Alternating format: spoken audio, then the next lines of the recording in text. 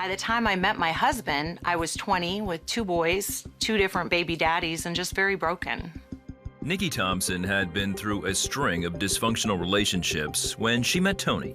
He was older, 6 years clean from a long history of drug abuse, and had custody of 5 of his 6 kids. We really did have a sweet courtship, and after a couple of short months, we decided that we were going to get married. The first couple of years were great. We were just blending our family. Tony had his kids, I had mine, and then we had Freddie. So it literally made us yours, mine, and ours. We took the kids in the minivan to games and the park. We went camping. We did all the things that a normal family would do. During that time, Tony started a construction company and hired friends from his past.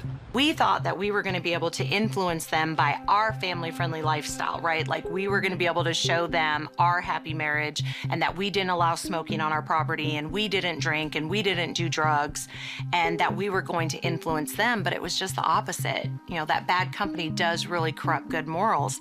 And within a year of the construction company, there was lying, infidelity, and eventually drug dealing. The couple separated and later divorced as Tony went back to his former ways. I ended up experimenting with methamphetamine, and that became a full-blown addiction. Within a week, I called him up and said, hey, I know you're using, I want to get high too. Because in my own sick, twisted mind, I thought that would get me my marriage back. Like that was the one common bond, the thread that we did not have that would tie us together. And he came over and I was like instantly addicted. Nikki's drug use became a daily habit. At the same time, Tony was arrested and jailed for manufacturing meth. I got on the needle. You chase that first high. You find yourself doing things that you swore you would have never done and just going darker and darker and darker.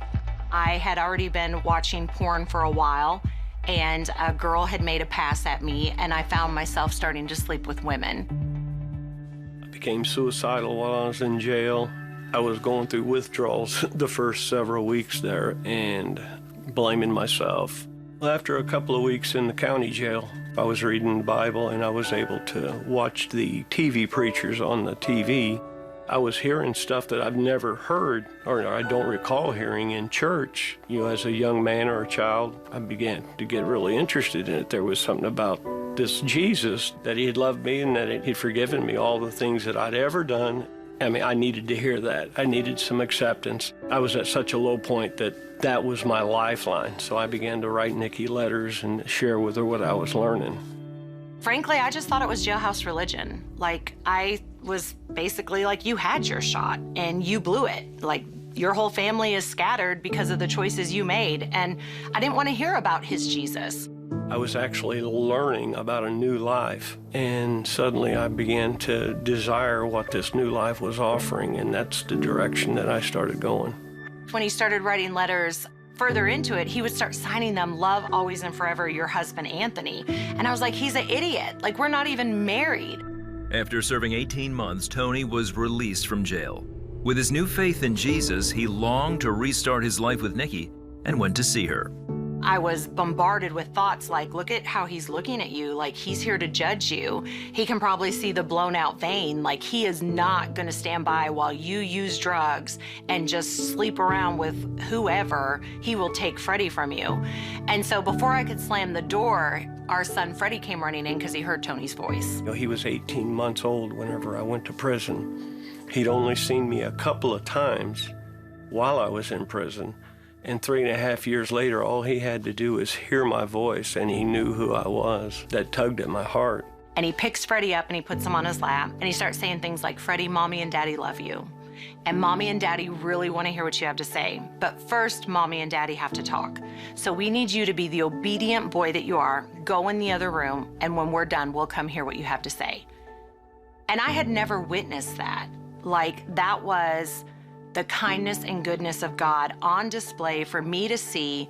He didn't react in rage. He didn't react in anger. That was complete, total self-control. All I could think was, it's not jailhouse religion. It's real. Like, something has changed in him.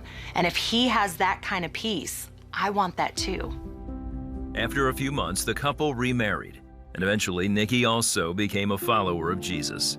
They've been set free from past addictions and are experiencing a rich marriage with God as the foundation. To be able to speak with my wife about what she was learning and hearing her share about the gospel back to me instead of always me sharing the gospel to her. And then just to watch her do that with other people, seeing her share the gospel with complete strangers, that was my milestone, the very first one between the differences between the marriages. The really great thing about having our perspective is we have that first marriage without Jesus where things were okay, but of course they failed, they crumbled. And now that we have this new marriage with Jesus, this covenant where we know it's not just a contract, but it is actually for life, we have this beautiful commitment to one another, and we truly do enjoy being married because we are created in His image, one man, one woman. Covenant marriage, it's a beautiful thing.